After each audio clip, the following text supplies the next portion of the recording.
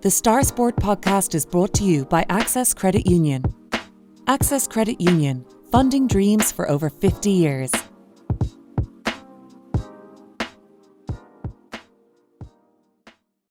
Close your eyes and pull like a dog. And a new Irish record for Phil Healy, 22.99.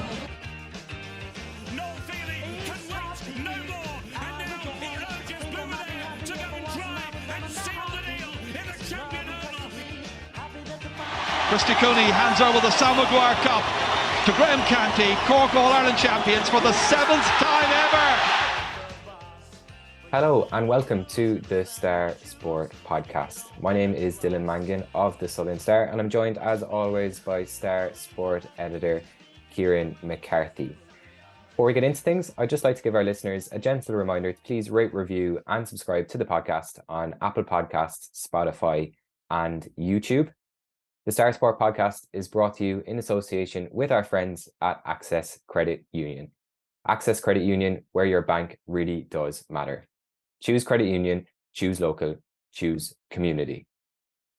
Our special guest on the show this week is Cork Camogie manager Matthew Twomey, who joins us to talk about Cork's recent loss in the very Camogie League Division 1A final to Galway. It extends an unwanted record that now reads as 4 consecutive losses in major finals for Twomey's team. So we'll hear his thoughts on that later on, along with what his focus is now for the rest of the year. But first, Kieran, not to be all doom and gloom on the podcast, but it's not been the best time to be a Cork fan in recent weeks with some disappointing results for all teams really. And the under-20s lost to Kerry in the Munster final on Monday. With the final score there, Cork 1-6, Kerry 2-12. And I want to start with the 2 goals for Kerry. They came in the first 4 minutes and it was just a hammer blow for Cork.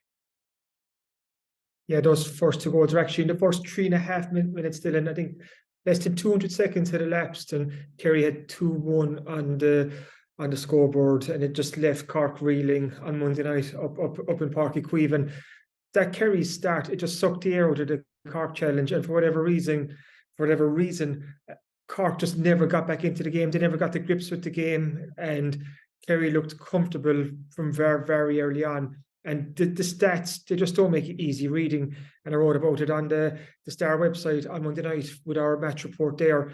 Cork kicked 1-6 in total. That goal came in injury time. Cork scored 1-3 from play, and again, that goal is in injury time. Cork kicked 1 point from play in the first half, and sub Niall Kelly from Newcestown, who came on at half-time, he scored the other 1-2 from play. So that means only 1 Cork starting player scored from play in the entire game, and that was Gabriel Rangers, Paddy O'Driscoll.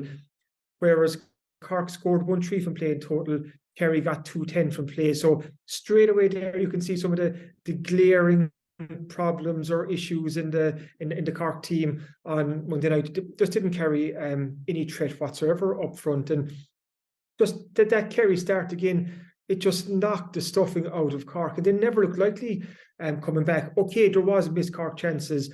There was too early on. The cornerback drilled one wide. Paddy O'Driscoll skewed one off to the right. There was I think Cunningham had a chance late in the first half. There was a couple of chances late in the second half, and Cork needed a goal. The game needed a goal, because once Kerry built up that lead, they were just comfortable from then on. And this is a Kerry team that I think Cork could have got at. It doesn't strike me right now. Maybe I'll eat my words if Kerry win the All-Ireland. It doesn't strike me that this is a great Kerry under 20 football team. When you just take into account that the chances that Cork missed, and Kerry, okay, they won by double scores, but just very, very disappointing from a Cork point of view. We spoke beforehand last week on the podcast ahead of the game just a little bit about the fact the game was on in Páirc Uí Chaoimh, and that we thought that might give Cork a little bit of an edge, a little bit of an advantage. Do you think with those 2 goals coming so early, aside from kind of killing the team, it just like killed the atmosphere, the home atmosphere there? I imagine would have been kind of difficult to come back from that as well. Yeah, there was over 3,000 fans. I think 3,205 was the official attendance, but sometimes in Páirc Uí Chaoimh, when a game pans out the way it did, the attendance attendance just gets swallowed up. Like there's very little atmosphere there. Okay, it's a huge ground and you've a small crowd there, but just the Cork crowd, there was nothing to get behind. You'd nothing to just to rouse the rebels in the stands and get them going. That's because again Kerry had that quick start. They went 7 points up. The closest Cork got was 5 points, and that was after a couple of minutes. I think it was 2-1 to 2 points. But then William shined for Kerry, the Kerry full forward. He got 2 long-range frees and it just pushed the lead back out. And it stayed at that almost solid 5, 6, 7 points all the way through until Kerry just tagged on point after point in the second half, and they just pulled clear. So like that home advantage was erased straight away with that Kerry start. Why Cork started so slowly, why did Kerry start so fast? I think that's for the management teams to evaluate. But Cork were opened up far too easily in those opening couple of minutes. Like that first Kerry goal came after, was it 24 seconds straight from the throw-in. Keane McMahon was there to finish it off, but there was no challenge laid on the Kerry runner coming through. It was just far too easy. It was far too easy for Kerry in those opening stages. And once Cork got the grips a bit with Kerry, and once Cork did create some of their own chances, they just didn't take them. I saw GA Statsman on Twitter.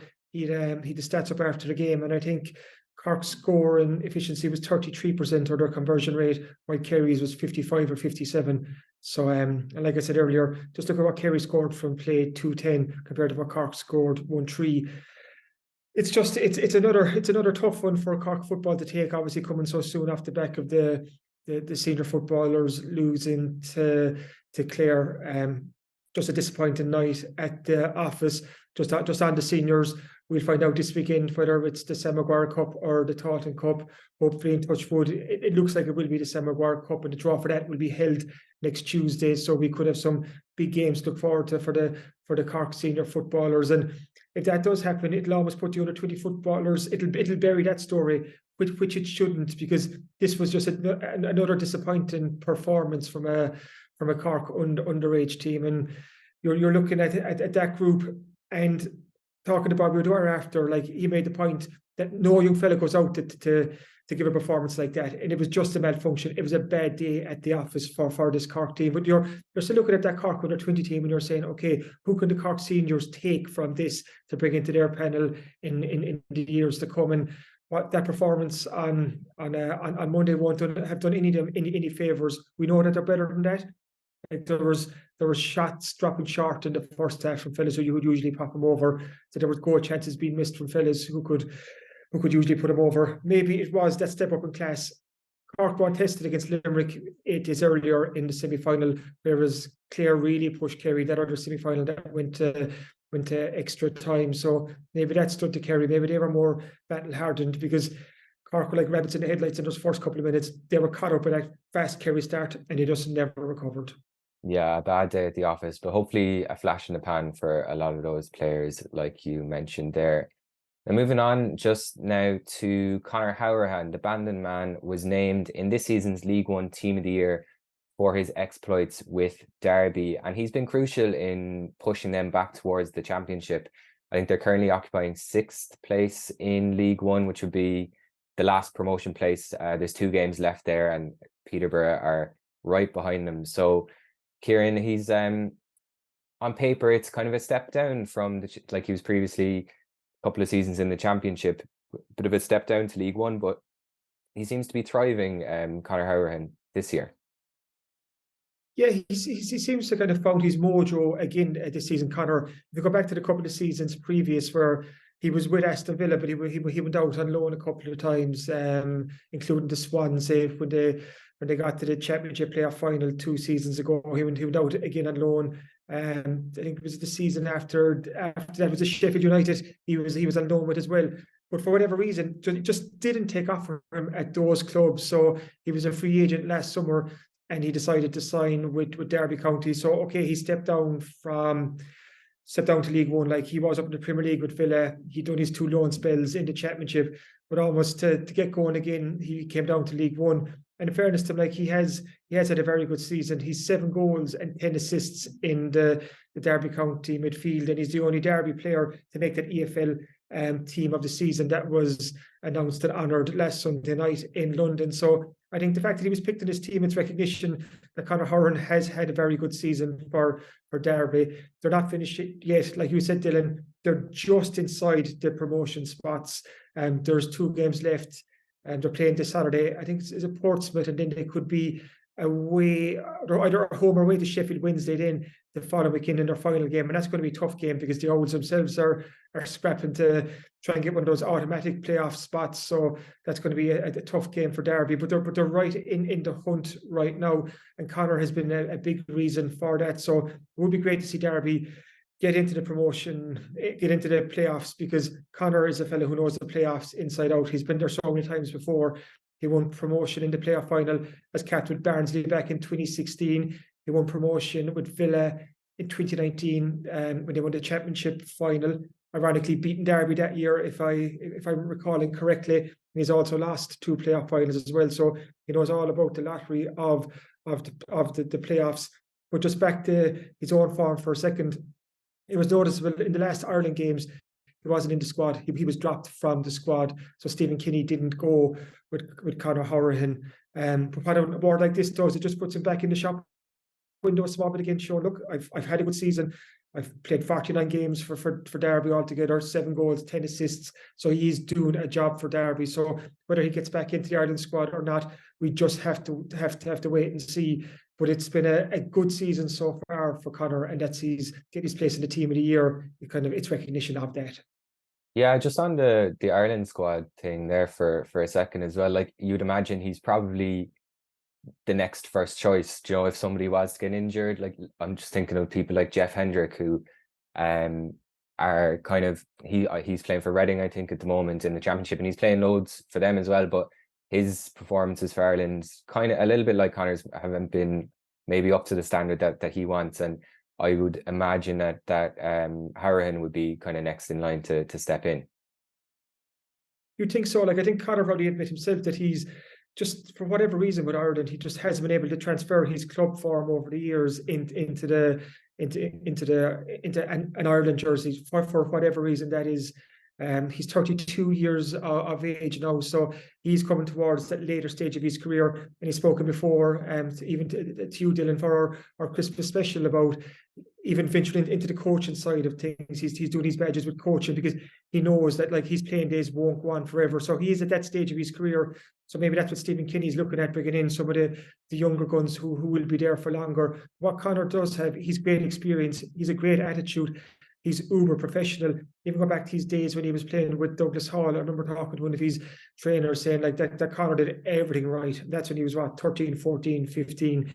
When it comes to his hydration, his food, he was just uber professional from the very, very start. So he would, and he does bring that professional attitude with him when he's in the Ireland setup. And he's always loved playing for Ireland. So if Stephen Kinney rang him in the morning to get a flight over to Ireland that evening, Conor would do that. You know, like he still feels, I think, that he has something to offer Ireland. So we just have to wait and see how that pans out over the next couple of months.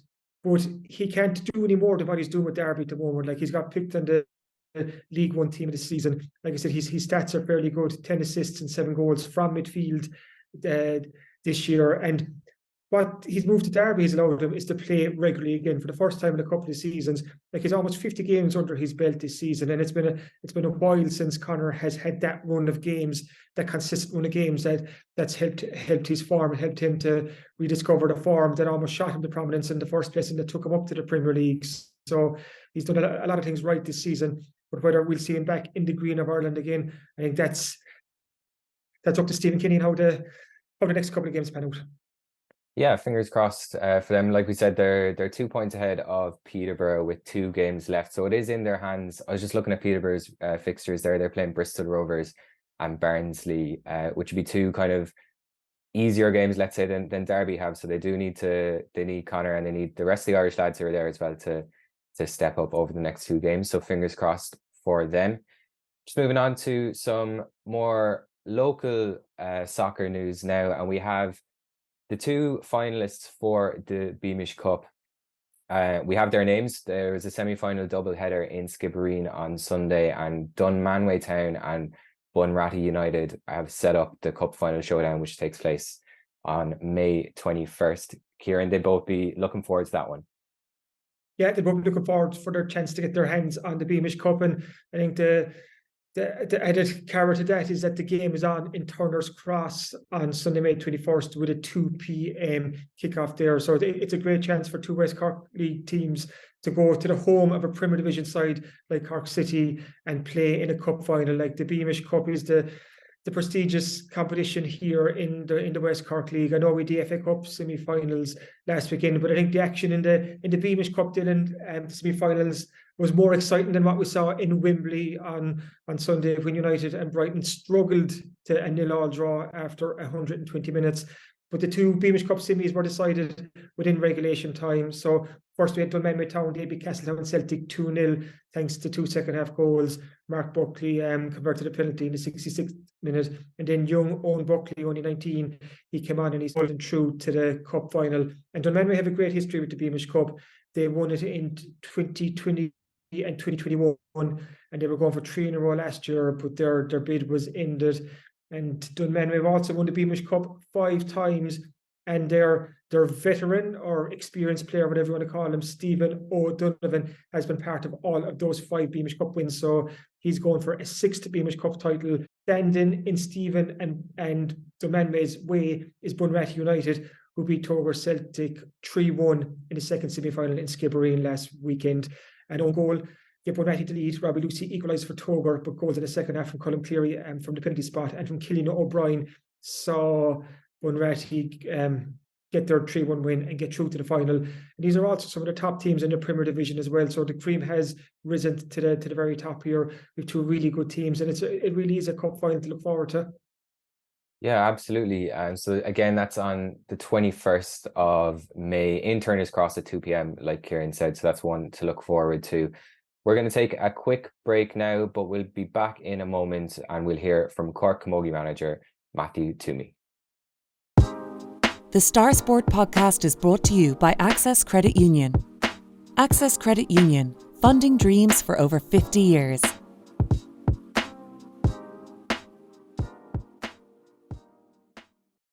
So Kieran, our guest on the podcast this week is Cork Camogie manager Matthew Twomey. You caught up with him earlier on in the week to chat just a little bit about Cork's recent Division 1A final defeat to Galway, and as well about the rest of the season ahead. How was Matthew? It's just well over a week on now from Cork losing the Division 1A final to Galway, and you could hear the disappointment still in Matthew's voice, and it's with good reason too. That's 4 major finals in a row now that the Cork senior camogie team have lost: the 2021 and 22 All-Ireland finals and the last 2 league finals, both to Galway. And just to be fair to Matthew, like, he's only the manager since the start of last season. He wasn't in charge when Cork lost the 2021 All-Ireland final. That was previous manager Paddy Murray. But still, there is an unwanted trend after developing here that Cork are coming up short in major finals. They're so close, but as of now, they just haven't taken that next step. There's little to choose between the top 3 teams. You've Galway, you've Kilkenny, and you've Cork. But Cork are in 3rd place at the moment because, unlike Galway and Kilkenny the last couple of years, they just haven't won any major silverware. And you'll hear from Matthew quite soon. He even narrows it down to the last quarter of games. And in Thursday Southern Star, I've a piece on it just showing that in the second half of nearly all of these games, Cork have been ahead at some point, but they just haven't closed it out. So Cork know that they're so close to taking that next step and getting where they want to be, but they haven't taken it yet. So it's going to be an interesting summer ahead, an interesting championship. And Matthew says, judge him on where Cork are in August, not on the results in April. And I think that's very fair. That's very fair. It's the All-Ireland Championship that Cork want to win, and hopefully they can do that they can bring back the O'Duffy Cup for the first time since 2018. But before we go to the All-Ireland Championship, the Munster Championship kicks off or throws in this Sunday. Cork take on Waterford in a Munster quarter-final in Páirc Uí Chaoimh. That's a 1:30 throw-in, and that's actually part of a double-header with the Munster Men's Senior Hurling Championship game between the same 2 counties at 4 o'clock in Páirc Uí Chaoimh. So it's a great occasion. There's a lot of double-headers in Munster this year. I think there's 6 double-headers between ladies football, camogie, and the Munster men's and hurling competition. So that's great to see. But, and there's a but, Dylan, what it's done again, it's thrown up this dual fixture clash, and it happens every season now, and we're sick of talking about it, and the managements are sick of talking about it, and the players are certainly sick of talking about it. So what we have 4 Cork dual players this year, including our own Libby Coppinger from St. Columb's. You also have Hannah Looney, you also have Orla Cahalan from Éire Óg, and you Aoife Healy as well. So there are 4 players who play both ladies football and camogie with Cork. But on Sunday, while Cork are playing their opening Munster Camogie Championship game, the Cork ladies footballers are playing their opening Munster Ladies Football Championship game away to Tipperary in Care. That's a 2:00 throw-in. So you have one game at 1:30 on Sunday, third game at 2:00. Something has to give. And it's also unfortunate for the players again that they won't get the chance to play for both teams. Matthew's going to talk about it in the podcast chat coming up. But like I said, you're just kind of sick and tired about these fixture clashes. Why can't the associations or the provincial bodies come together and maybe just for an example, the Cork and Tipperary game could have been moved to the Saturday, perhaps, maybe, just to give these players a chance to play for both teams. But common sense wasn't used this time. But as you'll hear from Matthew first, we start talking about Cork's recent league final to Galway and the learnings that he's taken from it. So, Matthew, you've had a chance now to digest the league final loss to Galway. What are your takeaways from the game now? I suppose, look, there was a big kind of sense of disappointment after the game for a couple of days. We had a meeting with the management last week, and we spent a good few hours at it, and then we met the players before we started our training. And I suppose, look, we think we're in the right track. Like, it was a disappointing loss. We created a lot of chances, which is probably part of the thing we said in January, that we wanted to create more chances, because I think we were restricting ourselves a bit last year. Our conversion rate just in the last quarter let us down big time. We had opportunities to, I suppose, get back into the game and nearly drive it home, but we didn't take them. And like, when you're opposition like that, it catches you.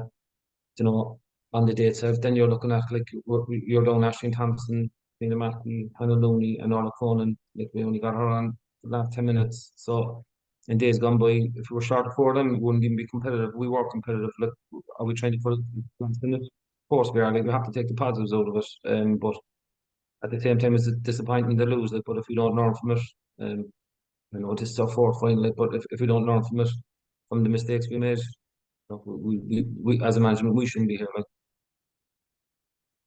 you just touched it there, Matthew. The 4th finals. Those Cork have come so close to major silver in the last few seasons, but you have come up short in the last 4 finals, 2 in the league and 2 in the All-Ireland. How can the management and the players turn this around?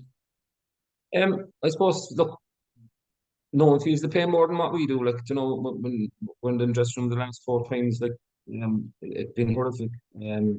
We try to change things every time, probably slightly. Like I suppose just the last 2 finals probably hurt the most, the way we lost the All-Ireland final and the way we lost the league final.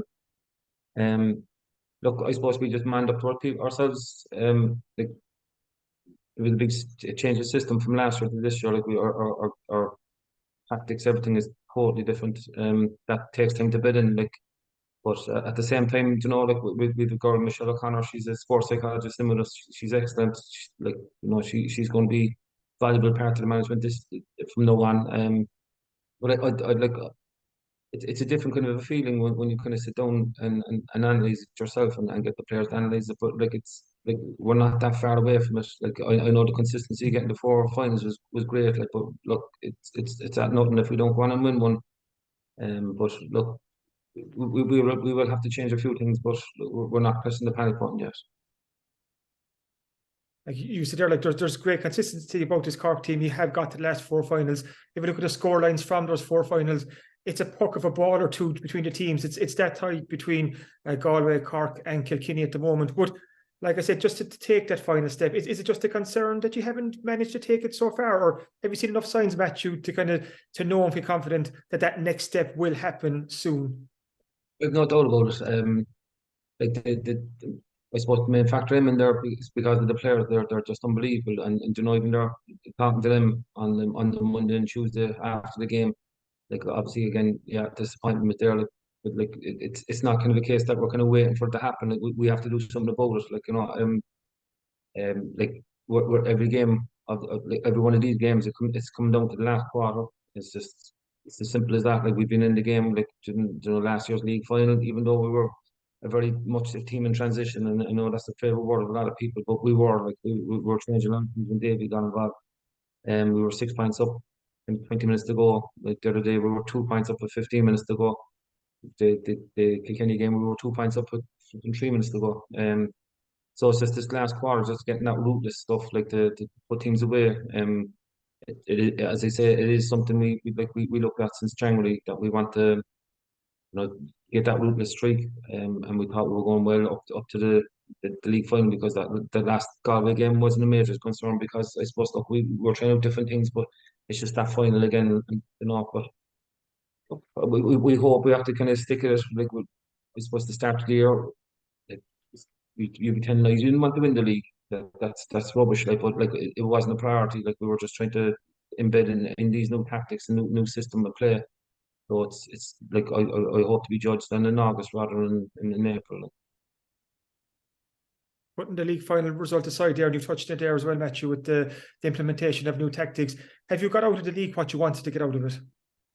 We have like every player on the panel has played, bar the injured girls, no, obviously, but as I say, it's a big change in what we're doing. There's a lot more freedom there, but with that freedom, you will have responsibility as well at the same time.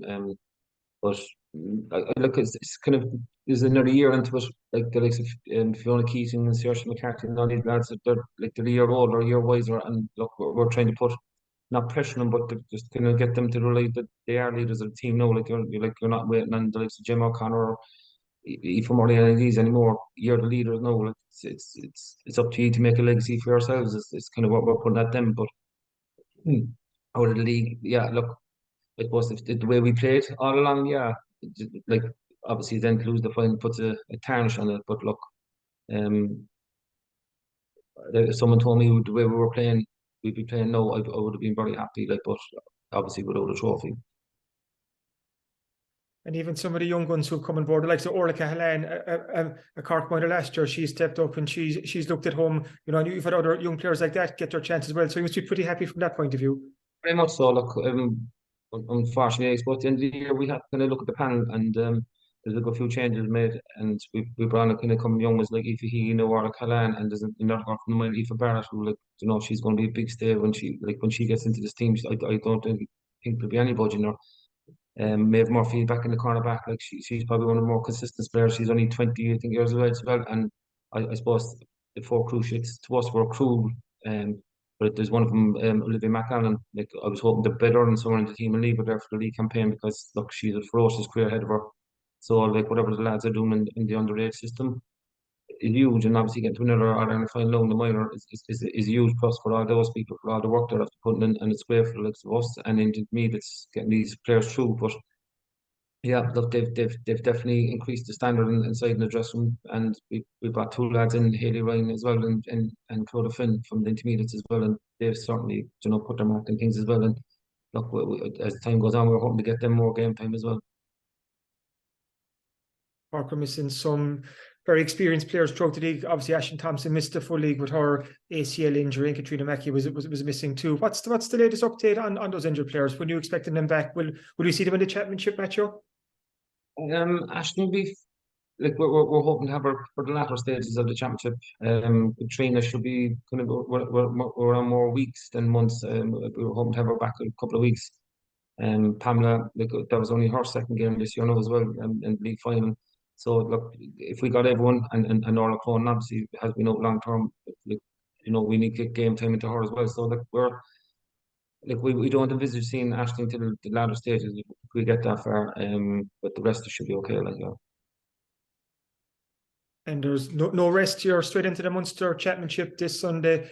Cork, Queeve, Waterford. It's probably a game we're all looking forward to, just to put the league final behind. Look forward to a brand new competition, because we're pushing towards the summer now. Munster Championship, and in the All Ireland Senior Championship, it's not too far down the road either. No, look, it was in fairness to the Camogie Association and to the GA, I suppose there's a mouth-watering affair like that you're playing before the hurling match as well. Like, you know, to give the lads a chance to be out there in this kind of a setup. It's great. So like down through the years, the Munster Championship would have been just used as kind of a warm-up kind of training matches. Like, but obviously this is adding more to it.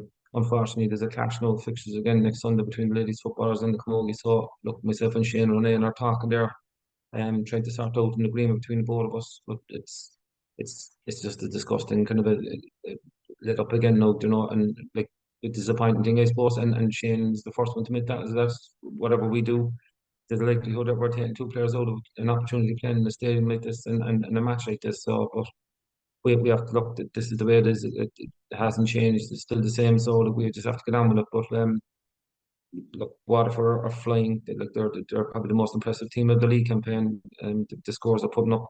Look, they put it to us to the pin of the collar last year. So we're expecting a very tight match. We'll just have to kind of we've a lot of niggles since the league final. I think we've 10 players standing out in training there on Saturday. So we just have to see what we have. But look, I'd be always trying to spin it in the positive side of things. Look, whoever we're missing is giving someone else an opportunity to come in. Like, they're not there just to make up numbers. So they're there to make an impact, and we're hoping that if one or two of them get an opportunity, that they will take it.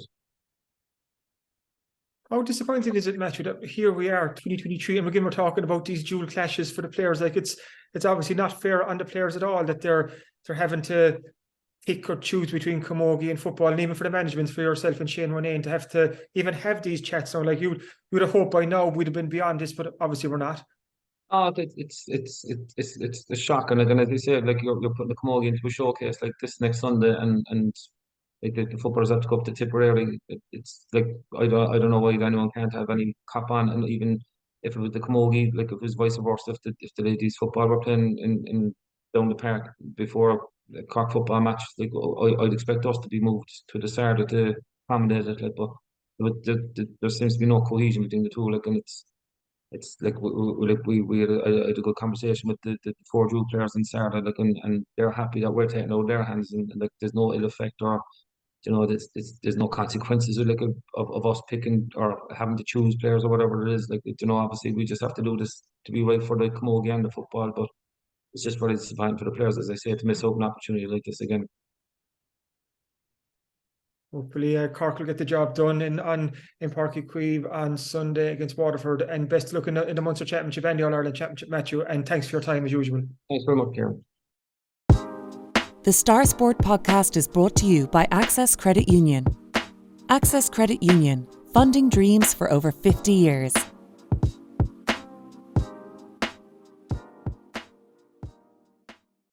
Welcome back to the Star Sport podcast. And now, Kieran, it's time for everyone's favourite part of the week as we look forward to what's in this week's Southern Star Sport. So do tell us. To start off, fans of the West Cork League of Local Soccer will be delighted to hear there's 4 pages, or 5 pages actually, of soccer in this week's Southern Star, including a brilliant picture on the front page that's well worth checking out. We have 2 pages on those Beamish Cup semi-finals, like we said earlier, those wins for Dunmanway Town and for Bunratty United. We also have an interview with the Barry United manager, Dominic Heffernan, after their great promotion from the Championship, and they'll be lining out in the Premier Division next season. And Dominic talks about how they need to redouble their efforts to make sure they hold their own in the top flight in the West Cork League. And my column this week focuses on how Ceylon's planning has paid off. This is the Ceylon team that won a Championship League and Cup double. And if people listen to this podcast missed last week's podcast, first off, we forgive you. But second off, you can check it out and listen to our interview with Jonathan Milan and Austin Twomey of Ceylon FC, who are enjoying great times on and off the pitch. But back to this week's Southern Star, we have 2 pages on the Munster Under-20 football final, including Paulie O'Sullivan's column, where he gives his thoughts on where it all went wrong for the Cork Under-20s against Kerry. We also have an interview with Donal O'Mahony, the Cork hurling selector, because the Rebels, Pat Ryan's main day, they start off the Munster Senior Hurling Championship campaign at home to Waterford this Sunday at 4 o'clock. So Donal talks about building a strong Cork panel there, and what they got out of the league. So that's well worth checking out. Also, we have a very interesting, or it's a great read actually. Dunmanway Rugby Club is celebrating 50 years this year. One of their founding members, Michael Hegarty, has written a lovely piece just about how the club started up back in 1973, and the club are also having a celebration in one of the weekends coming up as well to mark their first game, which was in April 1973. Sticking with the GA for a second, our feature County League game this week was the meeting of Island Rovers and Dawneys, an all West Cork clash in Division 3.